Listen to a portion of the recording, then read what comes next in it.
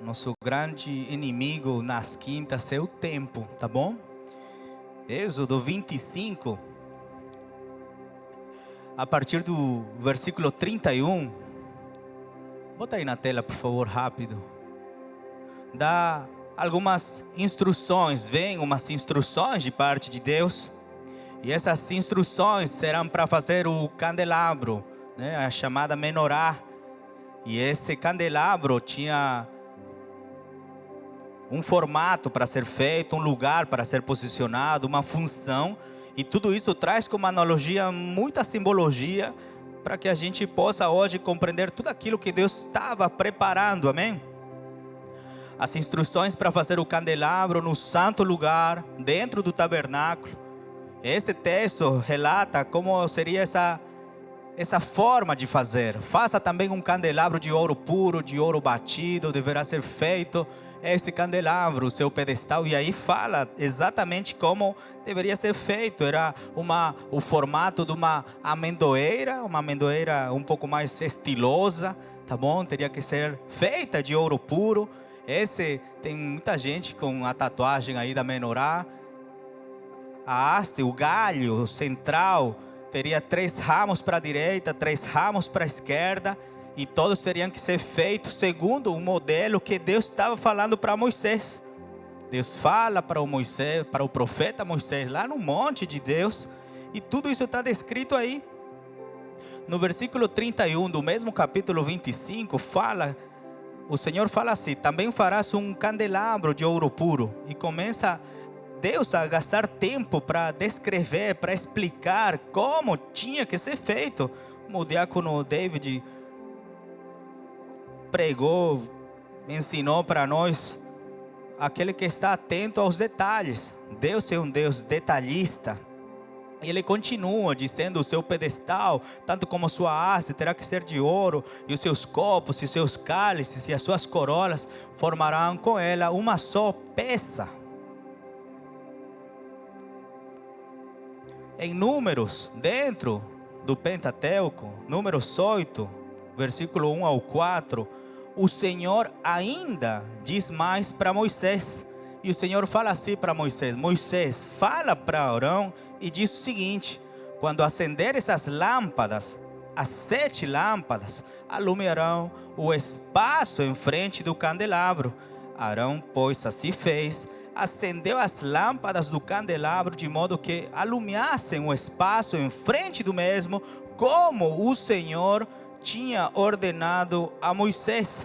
Esta seria a obra do candelabro, feito de ouro puro. E mais uma vez o Senhor gasta tempo explicando a detalhe como tinha que ser esse modelo que estava na mente de Deus para ser copiado aqui na terra. Moisés tinha a nobre missão de poder dizer ao final: eu fiz tudo aquilo que ele me falou.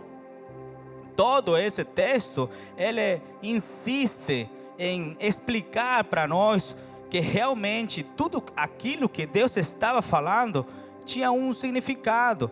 A luz saindo das lâmpadas desse candelabro, eles tinham que ir direcionadas para um lugar. E por que a Bíblia ela faz tanto ou tamanha ênfase nesse dever sacerdotal, cuidadoso, cheio de detalhes, até curioso, como que essa menorá deveria estar direcionada de forma que a luz saindo dela possa refletir de frente a um lugar. Onde a gente acha essa explicação é quando a gente está disposto a entender também que a menorá dentro do tabernáculo seguia algumas direções, uma disposição de local, de geografia, tudo na mente de Deus sendo transplantado para a mente de um homem chamado Moisés.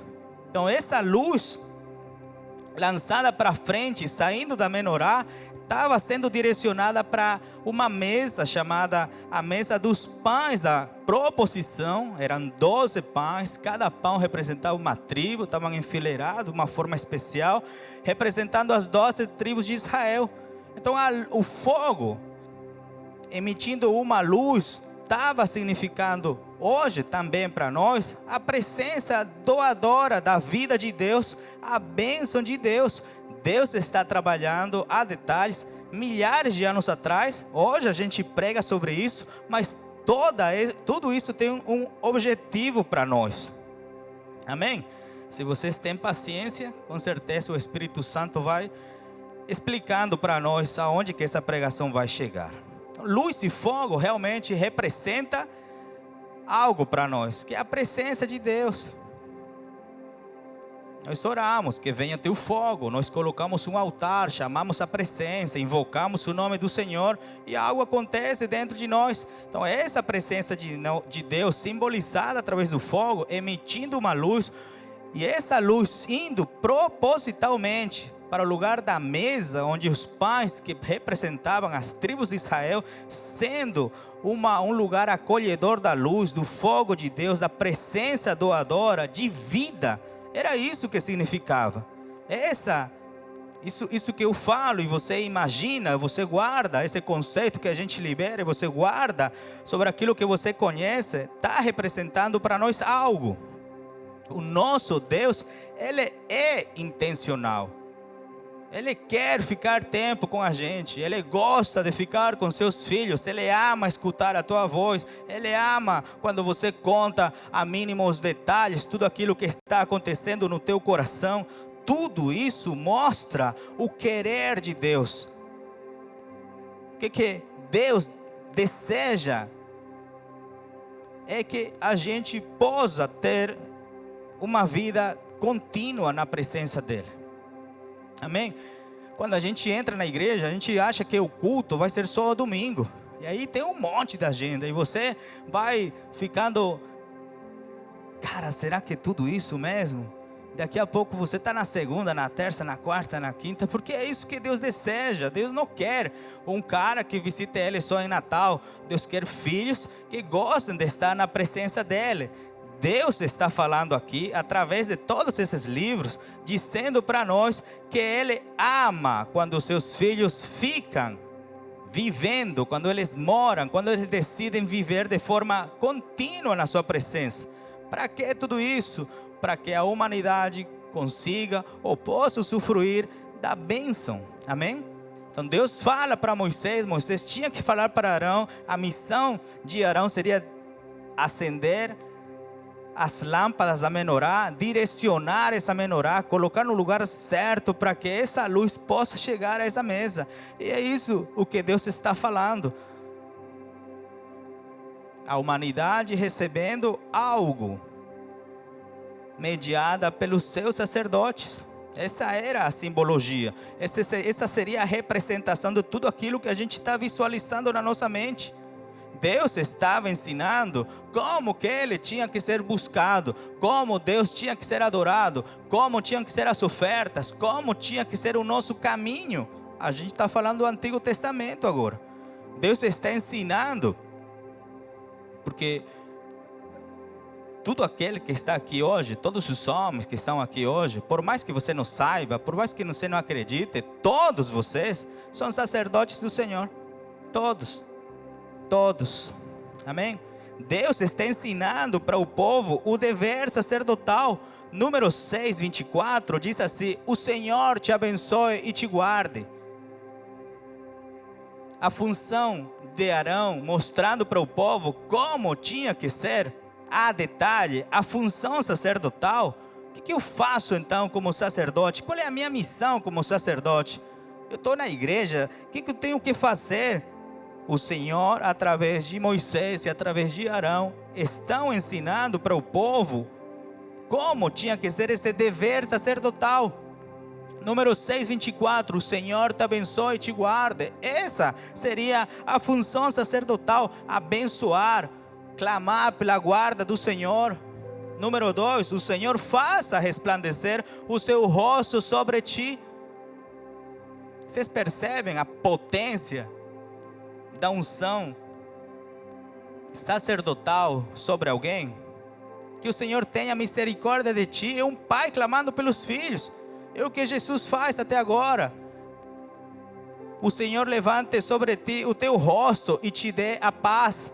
Essa seria a função, a triade, essa seria a função sacerdotal. A luz do candelabro significando a presença de Deus, só que a presença de Deus é doadora de vida. Onde tem Deus não tem morte, onde tem Deus não tem tristeza, onde tem o Espírito Santo não há espaço para depressão. O Senhor Jesus manifesta isso. Onde Ele pisava, os demônios tinham que sair. Onde Ele pisava, curas tinham que acontecer. Dúvidas, falta de fé, caminhar sobre as águas tinha que acontecer. É isso que um sacerdote num determinado lugar enviado pelo Senhor vai acontecer, vai fazer que aconteça, vai mudar esse metro quadrado, vai estabelecer a geografia divina na terra. A luz do candelabro representava isso para aquelas pessoas nesse tempo. 12 pães, 12 tribos, a função de Arão, função sacerdotal, e essas referências com certeza explicam para nós o papel do culto, para que nós consigamos nos relacionar com o nosso Deus. Mas tem algo importante em tudo aquilo que a gente fala. Deus, Ele gasta muito mais tempo, muitas páginas da Bíblia em explicar como tinha que ser o tabernáculo, investe mais palavras em fazer o tabernáculo, como tinha que ser o tabernáculo, do que na própria criação. Tudo que Deus fez em 6 dias, tudo que Ele fez, é muito resumido, uma página da Bíblia. O tabernáculo são muitas páginas, então há detalhes nos quais Deus deseja que a gente mergulhe também. Para nós, tem algo mais profundo, amém? Sabe quando você vai na casa da tua mãe e ela faz uma comida que você gosta? E se você mostra interesse, você volta mais vezes. E se você tem mais interesse, ela libera aquele ingrediente especial. E se você tem mais interesse, ela revela a receita. E se você tem mais interesse, ela te revela mais um segredo. Eu acredito que a vida com Deus é essa. Israel, nós nos aquecendo na presença de Deus. A importância da disposição do lugar, da organização do santo. Deus não é Deus de bagunça. Deus não é Deus desorganizado. Quando você entra nessa casa, está tudo acontecendo. Não tem uma cadeira desalinhada, não tem uma poeira em nenhum canto. É uma representação celestial aqui na terra. É uma mostra divina daquilo que acontece nos céus. Tem que ser com perfeição, tem que ser com excelência. Mas para nós, todo esse simbolismo mostra algo que para Deus é importante. A organização do santo lugar. O Dani estava aqui ministrando. O Dani, o diácono Daniel Menezes, sempre falo para ele tem uma característica. Ele entrou no santíssimo lugar e ele não negocia a saída. Ele vai no topo e fica no topo e a igreja fica lá. A gente não volta para o átrio, não volta para oferecer sacrifício. A gente se apodera do único sacrifício que é o Cordeiro Santo.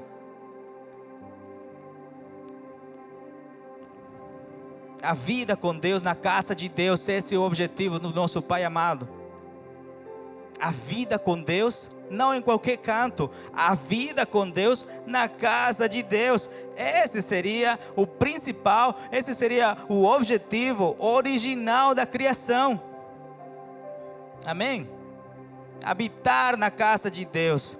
Habitar no fogo da sua presença. Habitar na glória do fogo de Deus. Sem se queimar. Outro dia falava para intercessão uma analogia. Tem para você fazer um bolo, você tem a forma do bolo e tem os ingredientes do bolo. Se você bota o ingrediente certo, na medida certa, você não vai obter um bolo, a não ser que você coloque esses ingredientes numa forma e coloque no forno. Então tem a forma e tem o forno. Se você quer fazer uma espada e coloca palha e coloca essa espada querendo fazer de palha, coloca no forno, você vai queimar os ingredientes, concorda? Tem a forma e tem o formato para fazer e tem os ingredientes certos para fazer. Deus está mexendo com a mente do homem naquele tempo para que a gente hoje a gente possa entender toda essa simbologia. Eu só acredito que se Deus fez a Bíblia, que é óbvio, e Deus fez a nossa mente, que é óbvio, então a gente vai entender tudo isso aqui.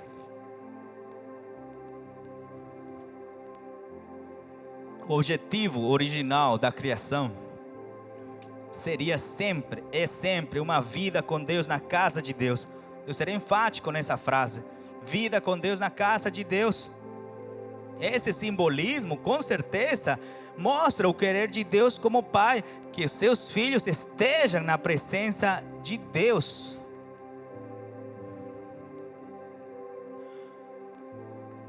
Então a menorá, a consagração de Moisés, desde que Arão pisou a terra, todo esse preparo, chamar o profeta para o monte, fazer um transplante de mente, dar os mandamentos, dizer como que tinha que ser o tabernáculo, dizer como seria o lugar onde Deus decidiu habitar, como tinha que ser a disposição, o número de pães, a dimensão, cada detalhe só mostrava que a gente precisa de verdade prestar atenção a tudo que Deus tem com a nossa vida, porque se Ele tinha conhecimento a detalhe com uma região, com um local, com objetos, imagina com a tua própria vida. Deus planejou a vida de vocês a detalhes, amém? E tudo isso acontecia num dia determinado por Deus também, numa determinada época do ano. Todo esse simbolismo, todo esse querer entender, esse imaginar, todos os profetas, todos eles vislumbraram alguma porção de realidade. Bota aí, por favor, Zacarias 2:5. Não vou ter tempo de ler. Pois eu serei uma muralha de fogo ao redor dela, diz o Senhor, eu mesmo serei no meio dela, a sua glória. Essa é uma versão mais compreensível, né? Todos os profetas tinham um vislumbre daquilo que Deus desejava fazer aqui na terra. Como que seria essa Jerusalém celestial? Como seria a vida eterna com Ele? Os profetas ofereciam ideias, vislumbres, através de sonhos, de visões sobre essa realidade. Mas tudo que Deus faz tem um porquê, tem um objetivo. Pode ser que a gente não conheça a totalidade, mas o objetivo de uma aliança, o objetivo profundo de uma aliança, da aliança de Deus com o seu povo, é que a gente como povo consiga habitar com Deus na casa dele. Então toda essa preparação aponta para esse objetivo. Se o objetivo de Deus é que seu povo, os seus filhos, habitem com Ele na casa dele, há uma preparação para isso. Habitar na casa de Deus, habitar com Deus na casa de Deus, mostra a totalidade da vida, mostra a alegria completa, abundante, a comunhão constante. É para lá que a gente vai. Se a gente consegue conectar os nossos olhos para a eternidade, para um lugar onde não tem luto, onde não tem doença, onde não tem dor, não tem nada de sofrer de nada. Se a gente consegue aqui na terra ter olhos na eternidade e se conectar, que pode me abalar? Se eu estou conectado com a eternidade. Por isso que no Salmo 23, esse vislumbre daquilo que é eterno, o salmista diz: e habitarei na casa do Senhor para sempre. Para sempre. Aqui na terra é um rolê,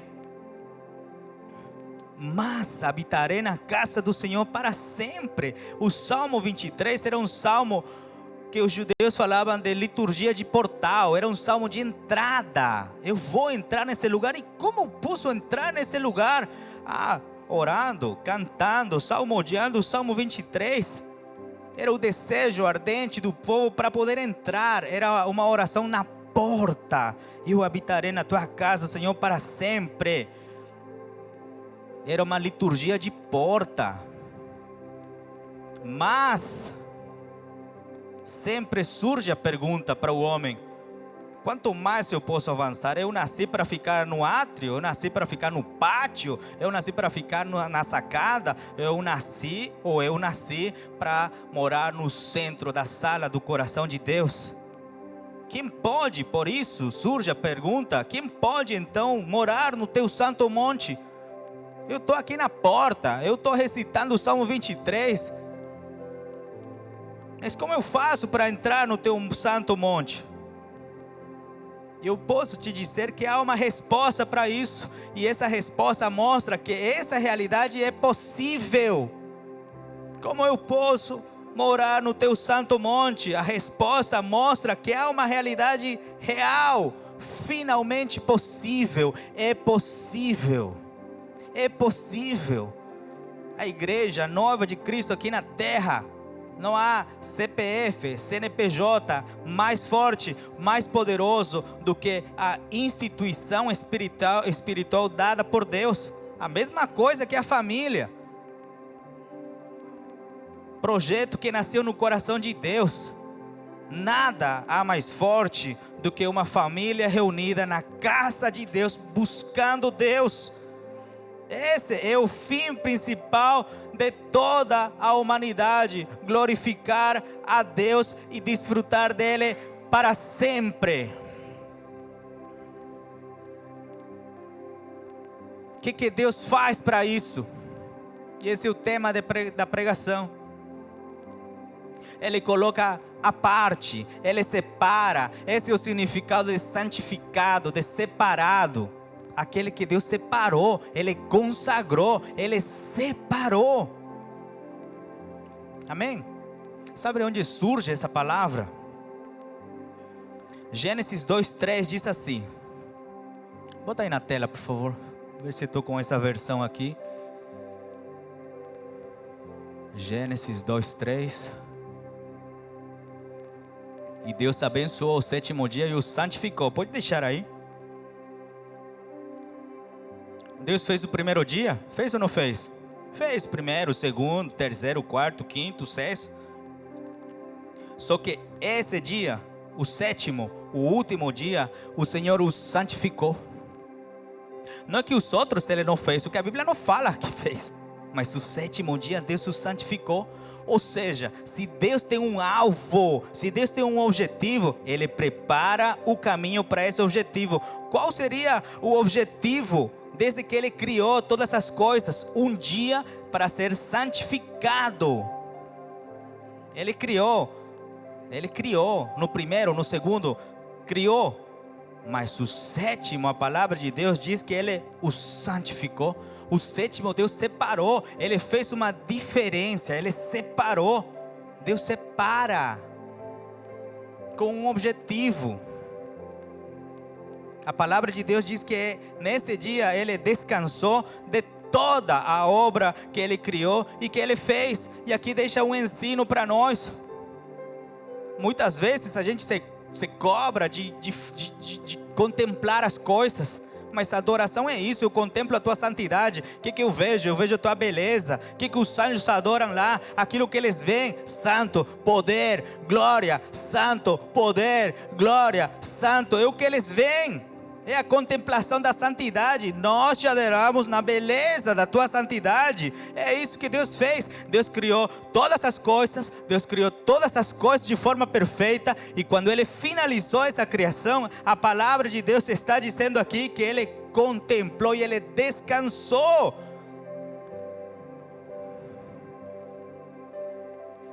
E Deus abençoou esse dia. Deus santifica esse dia.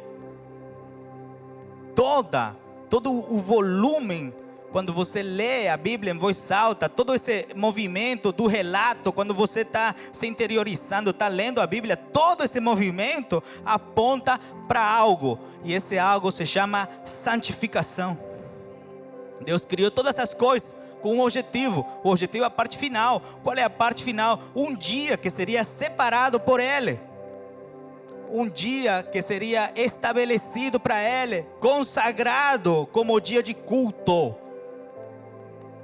Um dia como hoje, um dia como o domingo, que a gente vai ter culto. Você pode fazer tudo, mas esse dia é consagrado para Ele. Amém? Nós somos a coroa da criação.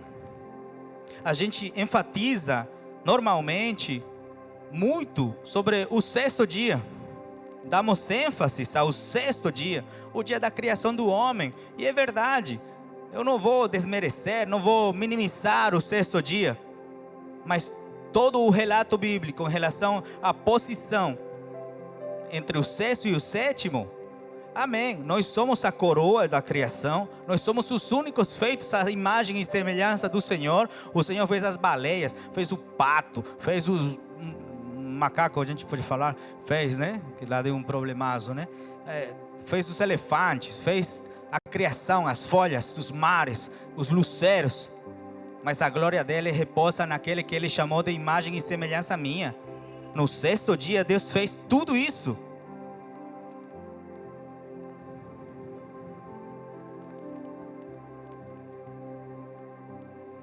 Mas toda a descrição da criação do homem aponta para algo. Os 6 dias de criação apontam para um dia santificado para adorar a Deus. E toda a criação do homem, quando Deus fala que ele foi feito à imagem e semelhança dele, Deus colocou um currículo dentro dele, chamado domínio. Deus deu autoridade, Deus deu governo, Deus deu bênção. Deus manifestou que ele tinha uma missão de frutificar, de multiplicar, de encher a terra, mas com um objetivo. Quem tem domínio, quem tem governo, quem tem autoridade dada por Deus e é sacerdote nessa terra, tem um objetivo: reunir para adorar Ele. Essa seria a missão. Por isso que fazer ênfase no sexto dia e você compara com o sétimo, fazer ênfase no sexto dia é para entender que o sétimo, que tudo que ele fez é para adorar o nosso único Senhor e suficiente Salvador chamado Jesus Cristo. O ápice da criação, não vou dizer que o homem em si, mas o ápice da criação de Deus é o homem adorando Deus. Não é o homem em si, é o homem adorando Deus. A única forma do homem manter a sua humanidade é apenas a presença de Deus. Eu me lembro quem eu era antes de conhecer Jesus. Deformado, sem noção, sem regra, sem propósito, perdido, deformado, longe da voz do meu amado Jesus. O homem mantém a sua humanidade só e apenas de uma forma: na presença de Deus. O homem separado de Deus, ele não apenas perde Deus, como também ele perde o propósito da própria humanidade. Qual é o propósito de toda a humanidade? Adorar Deus. Então a ênfase no sexto dia, somos a coroa de Deus, amém, mas é para um objetivo: adorar Ele. Deus, depois de criar tudo, Ele contemplou a sua obra, Ele descansou. Está feito. É o que Jesus falou na cruz. Isso acaba com um monte de incógnita, de sinais de interrogação, de perguntas: para que eu nasci? O que eu devo fazer? O que significa meu nome? Por que eu nasci nessa terra? Por que nasci nessa casa? O nosso propósito como humanidade é adorar o nosso Deus e ponto final. Tira o fardo de quando você vem na escala, tira o fardo quando você vai para a célula ou quando você vai pregar. Tira o fardo. O fardo é adorar o nosso Deus. Esse será, a forma de retirar o fardo: adorar o nosso Deus, adorar o nosso Deus. O pau está comendo, mas eu estou adorando Deus. Eu não estou vendo acontecer. Meus motivos de oração continuam motivos de oração, Mas Deus, Ele tem que ser adorado. A terra não pode receber nenhuma murmuração. Amém? Essa é a introdução para falar de um cara chamado Jeremias. E ele começa assim, o próprio Jeremias, ele relata a sua própria vocação, a sua própria experiência de vocação. Como Deus, Ele, na introdução que a gente fez, como Deus, Ele separa os dias para algo. Deus separa a humanidade para algo. Deus separa o homem para algo. Deus separa um sacerdote para algo. Deus separa Moisés para algo. E Deus está separando um cara para algo. E esse cara é Jeremias. Ele está relatando a sua própria experiência de vocação. E ele fala assim: recebi a palavra de Deus, Jeremias 1. Recebi a palavra de Deus que me dizia: antes de formar você no ventre da tua mãe, eu o conheci, e antes que você fosse dado à luz, eu o consagrei. É a mesma palavra que Deus usa para o sétimo dia. É a mesma palavra. Eu estou separando. Queira você ou não queira você aceite, você não acredite, você tem todo o direito disso. Mas Deus te separou e te trouxe hoje para essa casa. E é isso que aconteceu. Jeremias continua relatando a sua experiência daquilo que Deus tinha falado com ele. Olha que ele fala: eu o consagrei para fazer de você profeta das nações. Mas eu respondi: Senhor, eu não sei falar porque eu sou jovem. Deus disse, porém, não diga eu sou jovem, porque você irá para aqueles a quem eu mandar e anunciará aquilo que eu te ordenar. Não tenha medo deles, pois eu estou com você para te proteger. Amém? Esse é o relato do próprio Jeremias sobre uma ação vinda dos céus em relação a ele. É uma ação que acontece nos céus, tomando a direção do coração de Jeremias. Jeremias recebe uma palavra, mas não é qualquer palavra, é a palavra de Deus. Então a palavra de Deus não é qualquer palavra, é algo dinâmico. A palavra nos garante que quando uma palavra sai dos céus, algo vai acontecer na terra. A palavra não volta vazia. Então se houve uma palavra liberada a teu favor, está no teu coração, é questão de regar, mas ela não vai voltar vazia até ela cumprir o seu objetivo. Olha o tamanho, a tamanha missão de receber uma profecia, uma palavra de bênção. Você será uma bênção. Meu amigo, a palavra não volta vazia até ela completar o seu objetivo. A palavra de Deus é a porção mais dinâmica e poderosa que há na terra. Não voltará vazia enquanto cumprir o seu objetivo. Então essa palavra que sai dos céus, que irrompe, que quebra o proceder de Jeremias, agora ele não tem como se desviar. Agora não tem outro caminho. Eu escutei de Deus, Ele está me dando uma missão. Jeremias está num contexto, assim como a menorá estava num contexto, assim como Arão estava dentro de uma história, assim como nós não sabemos o que aconteceu com Jesus quando ele nasce até os 30 anos. É o cotidiano, é o normal, é o dia a dia. Para a gente pregar aqui, você acha que a gente fica lá no cume do monte 70 horas, lá prostrado e procurando? A gente tem que ir no mercado, a gente tem que organizar a casa, a gente tem que trabalhar, a gente tem que organizar os filhos, fazer mochila dos filhos, fazer tarefa. É o dia a dia, tem que trabalhar, tem que atender, tem que resolver problema, tem que pagar conta. E não por isso a gente não é totalmente ligado a Deus. A gente é totalmente ligado a Deus. Eu sempre falo, a gente dá o nosso dízimo, mas o resto, que é o 90%, a gente continua perguntando para Deus. Eu como isso aqui ou eu compro isso aqui? Eu pago, eu poupo? Continuo consagrando o resto, perguntando para Deus. Então agora Jeremias não tem mais do que fazer. Uma palavra vindo do alto em direção ao coração dele faz de que ele não tenha opção de se desviar para canto nenhum. Só que Jeremias está num contexto, dentro de uma história, e Deus sabe tudo isso. Então Deus está apontando para um cara chamado Jeremias dentro de uma história. Porque a palavra de Deus acontece dentro de uma história, acontece dentro da tua história, acontece no nosso dia a dia. Amém?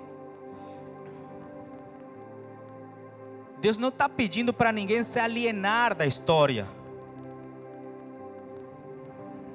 Deus não está pedindo para Jeremias ele ficar distante da própria realidade dele. Se você está inserido numa realidade, você vai ter que em Deus procurar e saber como mudar essa realidade. Se a gente morasse na Suíça, a gente tivesse outro tipo de problema.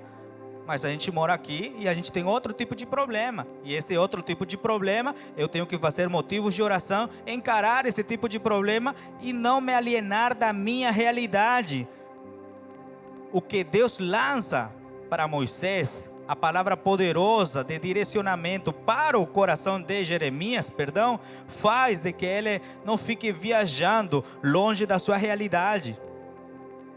Por isso que Deus, Jesus na terra, despojado de toda a glória, ele gostava do cotidiano, comia peixe, caminhava, andava com os caras, ia na casa da sogra, do Pedro. Amém? Deus fala através da tua história. É a tua história. É a minha história com Ele. É algo que Deus permitiu que você vivesse. E à medida que esse texto avança, ele fala algo que foge de uma teoria, porque ele diz, e eu o conheci. Tudo aquilo que eu estou falando vai levar a um ponto, amém? Não fica ansioso por saber qual é esse ponto. Você deixe conduzir. Jeremias fala, eu o conheci. Essa frase, entre aspas, revela mais do que algo teórico. Você conhece alguém quando você caminha lado a lado com ele. É isso que Deus deseja. Você conhece alguém quando você caminha com ele. Quando você almoça, quando você tira a viagem, quando você está com essa pessoa totalmente. Esses dias a gente foi visitar os nossos pais. E a gente ficou na casa do meu cunhado. E eu falei, Deus, muito obrigado, porque realmente Deus me deu um amigo. Morar na casa dele. Ele vai perceber tudo que a gente é. Mas essa é a família. Sem parede, intimidade. Amém? Deus deseja isso para seu povo. Quando o profeta está falando, eu o conheci, ele está dizendo isso.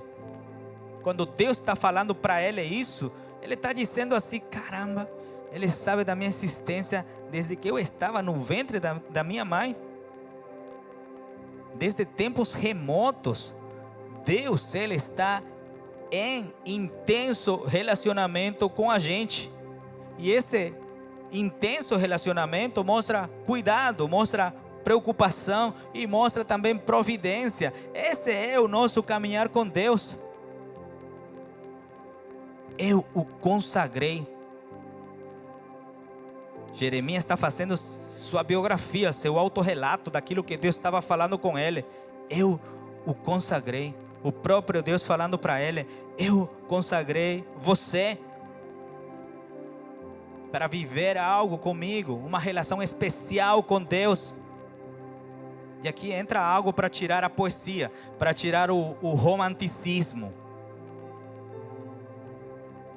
Ser consagrado não é receber uma qualidade, tá bom? Ser consagrado não é uma atribuição de qualidade. Ser consagrado é uma tarefa. Deus separa para uma tarefa. Deus separou Moisés para uma missão. Deus separou Arão para uma missão. Deus separou os profetas para uma missão. Deus separou os sacerdotes para uma missão. Deus separa pastores para uma missão. Deus separa apóstolos para uma missão. É para uma missão. Então não é uma qualidade em si. Por isso que a vida de Jeremias mostra que ele, para aquele que pensa que ele foi um cara super protegido, com certeza vai ficar triste de saber que não foi uma qualidade. O fato de ser separado. Ele não era intocável, ele não era protegido de Deus. A vida dele era a vida de um homem normal, como a gente. Por isso que a Bíblia é top. Ele tinha contradições, como a gente tem. Ele passava por vergonha, como a gente passa. Ele apanhou, ele foi torturado, ele foi levado no poço, na cisterna.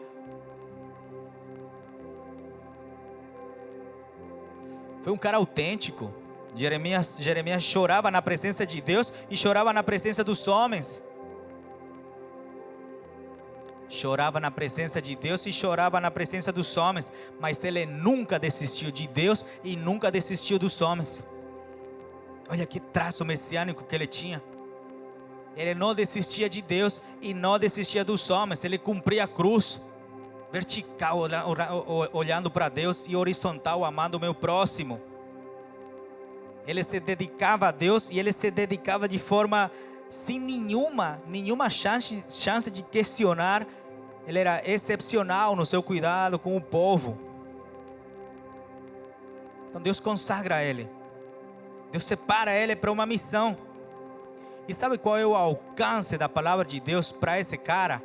Ele diz assim: você será profeta das nações. Profeta das nações. Vamos para o contexto.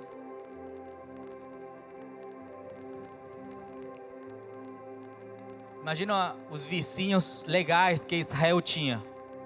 Você coloca como Jeremias: Deus fala comigo, serei profeta das nações. Olha os amiguinhos que Israel tinha como nações no redor: a Síria, a Babilônia, o Egito. E que a gente critica Jeremias quando ele fala: ah, Senhor. Mas imagina a potência da palavra de Deus na missão que Deus está dando para esse cara que era jovem, dizendo para ele que ele seria profeta das nações. Mas vamos olhar por outra ótica. Quando Deus disse assim para ele: você será profeta das nações, Deus está dizendo para ele: eu não sou um Deus de João Pessoa, eu não sou um Deus do Nordeste, eu não sou um Deus limitado a fronteiras, eu sou um Deus das nações. Sou alguém que envia, sou alguém que faz a história, sou Deus. Ele não é um Deus vinculado a território, ele é o Deus da história. A história pertence a Deus, ele é o dono do tempo. A Bíblia diz que é o tempo como uma filha dele.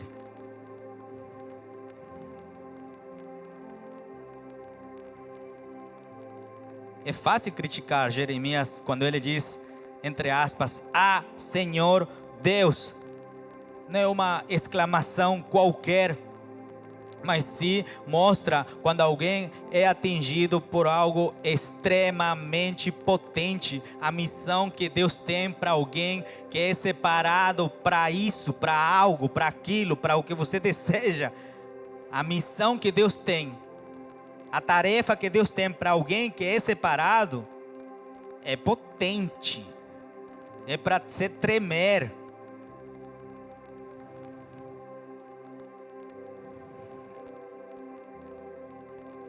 É sobrenatural, é inexplicável o que Deus tem para aqueles que Ele mesmo separou.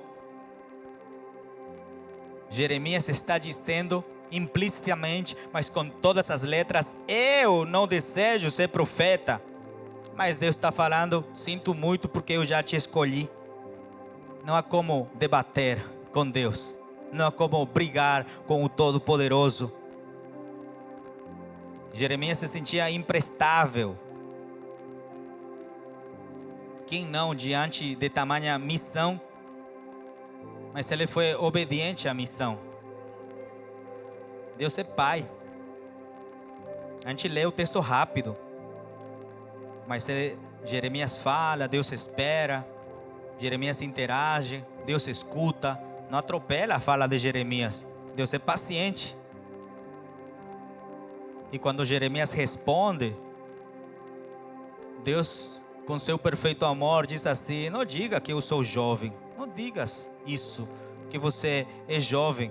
Deus está falando para ele: olha, se eu estou te separando, a tua autoridade não vem dos anos de experiência. A autoridade de você virá porque você está recebendo a palavra de Deus. Olha como é prático conversar com Deus. Ele tira os gigantes da cabeça. Os problemas se informam quando você expressa para Deus: oh, e causarás. a serpente, né? Calcarás, pisarás a cabeça. Kátia um dia pregou sobre isso, a primeira pregação dela foi sobre isso. Ela falou, eu calço 35, imagina, então o diabo tem esse tamanho. Se eu calço 35, é o tamanho dele. Você não precisa de experiência, Jeremias, você só precisa escutar a minha palavra.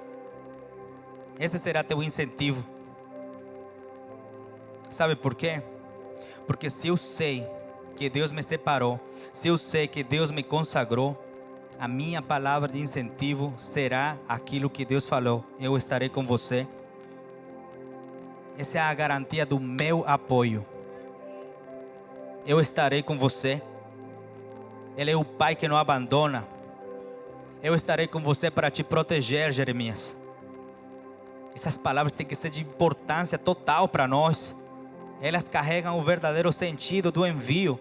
São essas palavras que você, que eu, que a gente vai trazer à memória quando a gente chega no fundo do desespero, porque é isso que também pode acontecer.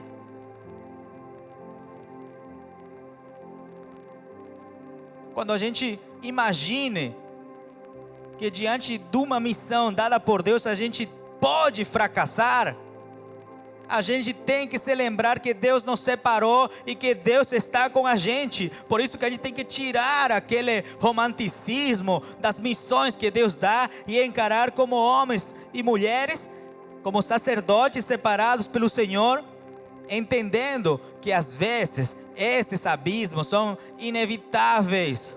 Eu já passei por buracos, por poços em várias áreas da minha vida. Na pior delas, eu me senti literalmente num buraco, numa cisterna, num poço, literalmente, onde eu deitei no poço e o Senhor ministrou para mim algo que até agora eu carrego. O poço, o buraco, a cisterna, esse buraco lá, você pode chamar ele de depressão, de o que você quiser. Tem uma porta. Que você caiu nesse poço, você caiu por uma porta. E essa porta está lá em cima. A porta do poço é olhar para o alto. A saída do poço é olhar para os céus. Aqui não tem nada, não tem água. Mas se eu olho por essa porta, eu só vou enxergar os céus.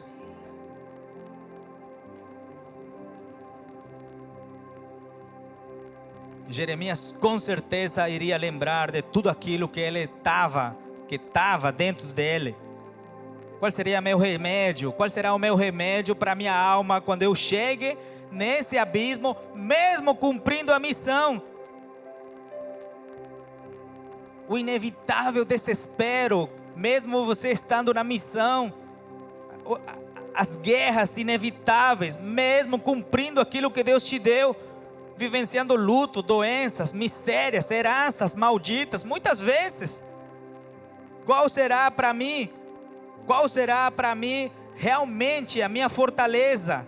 As palavras que o Senhor falou em relação a mim. Eu estarei com você. Eu estarei com você. Eu vou te proteger. Eu não abandono.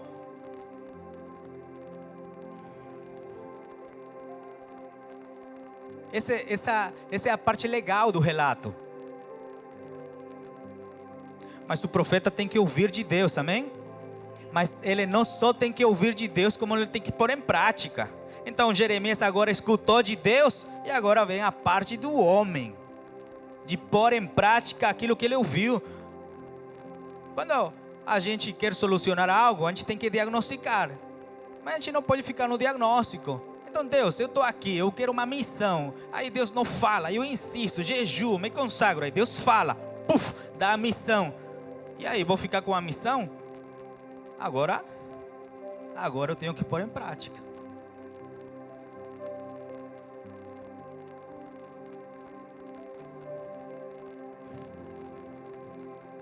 Jeremias 1:17.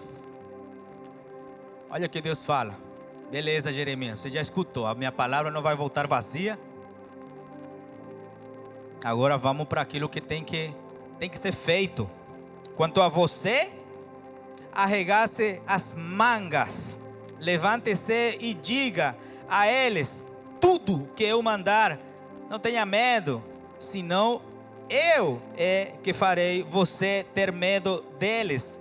Hoje eu faço de você uma cidade fortificada, uma coluna de ferro, uma muralha de bronze contra o país inteiro, contra os reis de Judá, contra seus chefes, contra os sacerdotes e contra todos os proprietários de terras.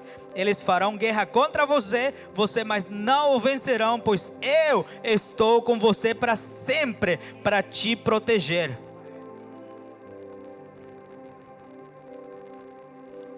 Esse é o início da realização do ministério profético da vida de Jeremias. Aí ele vai para o pau. Aí ele vai para a realização daquilo que seria a ordem de Deus. Arregace as mangas, se levante, diga a eles tudo que eu ordenar.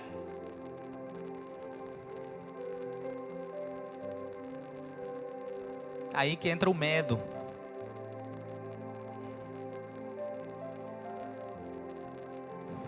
Mas aí quando Deus fala, aí entra a ação da palavra. Aí entra o movimento da palavra. Então não adianta só ouvir. Agora é importante entender que a gente precisa agir. Muito se fala, o profeta é aquele que ouve de Deus, amém. Mas o profeta é aquele que ouve de Deus e coloca em ação, pois ele foi separado para uma missão, para uma função. Não basta só ouvir a palavra de Deus e permanecer acomodado. É necessário ouvir e obviamente praticar a palavra de Deus. E aí os temores começam a bater a porta. E o será? Será que é a voz de Deus mesmo? Será que aquele bate-porta é Deus querendo entrar? Será que eu orei o certo? Será que não foi para o cara do lado? Será que essa missão não é para ele? Deixa eu te falar uma coisa. Quando Deus fala com você, é intransferível.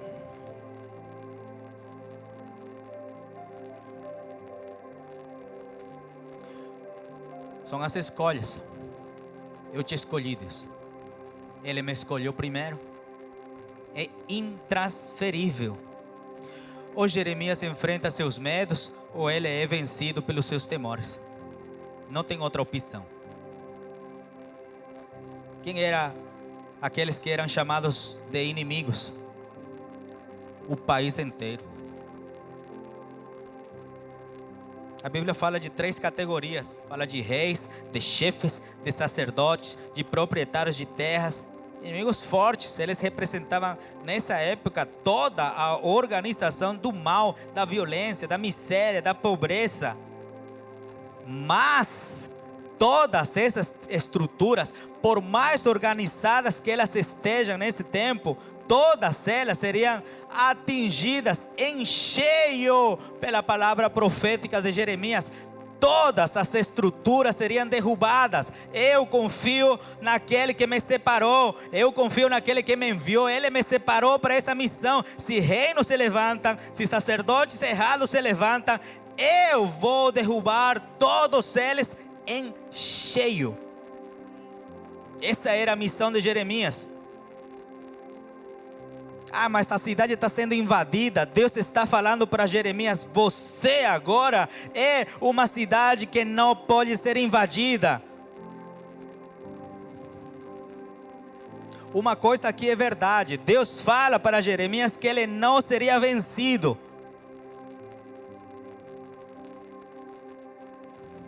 Mas ele não promete vitórias em todas as guerras. Essa é a realidade nossa. Batalhas a gente vai perder, nós vamos perder pessoas, nós vamos ser atingidos, seremos feridos de combate, ficaremos com marcas, vamos nos defraudar, as pessoas vão falar mal de nós, as nossas emoções serão balanceadas muitas vezes. Deus não promete vitória em todas as nossas batalhas.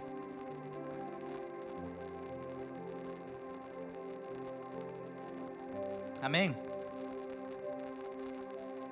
Mas a nossa promessa de aliança com Deus, a aliança tem um objetivo. Agora uma aliança profunda. Mesmo eu perdendo algumas batalhas, e mesmo sabendo que meu Deus não perde nenhuma, eu perco. Mas em nenhuma dessas batalhas, eu pararei de orar e de adorar o meu Deus, mesmo perdendo as batalhas, mesmo perdendo aquilo que eu mais amo, mesmo me separando, mesmo acontecendo algo não planejado por mim, mesmo assim, eu continuarei adorando ao meu Deus em todo tempo, pois é para isso que o Senhor me separou. É para isso. Deus está falando para Jeremias e Deus está falando para nós hoje. Mesmo em dias maus, em tempos que são maus, Deus cuida de nós e faz de nós fortalezas. A nossa história tem pegadas, e do lado de cada pegada estão as pegadas do nosso amado Jesus. Deus criou dias, amém? Mas Deus criou um dia que foi separado. Deus criou pessoas, mas Ele te separou. Talvez para você ou para mim não seja a missão das nações, mas que você está sendo separado para algo, você não pode ter dúvida disso. Separado para as nações foi para Jeremias. Talvez você não é para as nações, mas de que você é separado, você não pode ter dúvidas disso. Em todas as nossas batalhas, nós temos que adorar o nosso Deus. Amém? Mesmo o medo batendo a porta, aquela frase entre aspas da nossa mente, não é necessário. Acho que não é agora. Acho que não é comigo. Eu acho que sou muito jovem. Acho que não é a voz de Deus. Eu acho que não é o canto certo. Eu acho que não é o tempo. Eu acho que estou viajando. Eu acho que não é a voz dele mesmo. Eu acho que é minha alma. Eu acho que é meu coração. Intransferível. O que Deus tem com cada um de vocês é intransferível. É para você e ponto final. E para finalizar, Mateus 12. A criação tinha um objetivo. Por isso que eu falo, Deus criou o final primeiro.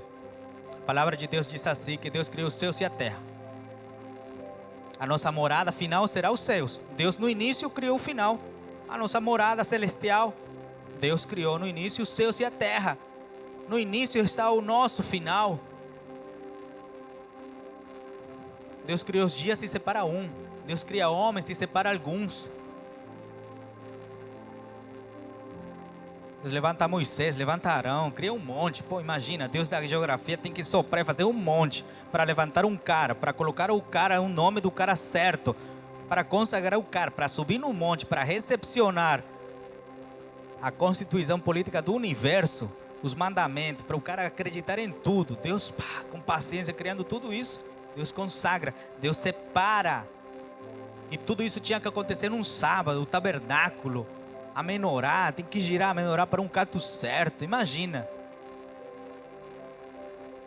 Aí vem Jesus, que a gente não pode pregar sem mencionar o nome amado dele. Mateus 12 diz assim, a partir do versículo 1.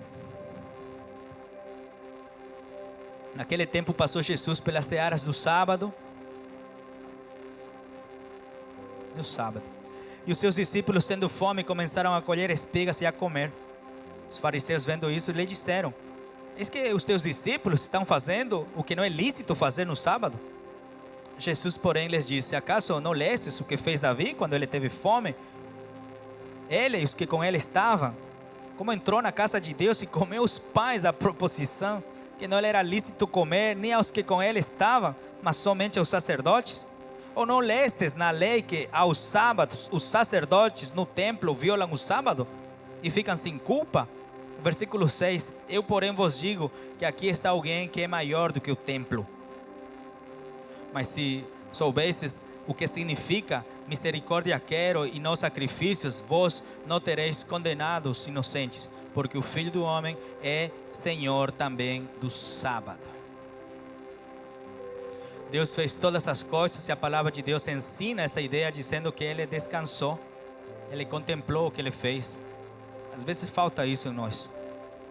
Só descansar, cara. Só contemplar. A nossa cultura é cultura apostólica. É avançar. É apagar fronteiras. É conquistar. É atrair os céus. É o nosso chamado, está na nossa genética. Nós somos melhores do que ninguém, mas essa é a tarefa que Deus nos deu. Expulsar os demônios, implantar a cultura do reino, expulsar os demônios e que vida se ajoelhe diante da presença de Deus em adoração. Esse é o nosso objetivo. Mas em toda essa guerra, a gente precisa contemplar a beleza da santidade de Deus. Em adoração, os medos vão vir. Deus me consagrou, não é uma qualidade, é uma tarefa. Deus me separou, não é porque eu sou top, é porque Deus me escolheu, assim como Deus te escolheu. A gente poderia estar em qualquer missão agora, em qualquer rolê, assistindo um filme, viajando, fazer o que você tanto gosta de fazer, mas você foi pensado, atraído. Ele é o Senhor do sábado, Ele é o nosso descanso, Ele é a nossa cidade forte, Ele é a nossa muralha, o Pai que não abandona. Ele é aquele que tem uma missão para você. E até você descobrir a totalidade dele, permaneça em oração, permaneça em adoração, permaneça contemplando a santidade dele, a beleza dele. Ofereça esse culto. Tudo que nós fazemos nessa casa é para adorar Deus. O boas-vindas, uma palavra, a leitura de salmos, uma cadeira limpa, um rolê, uma programação, tudo é para adorar o nosso Deus. Amém? Louvor pode se posicionar.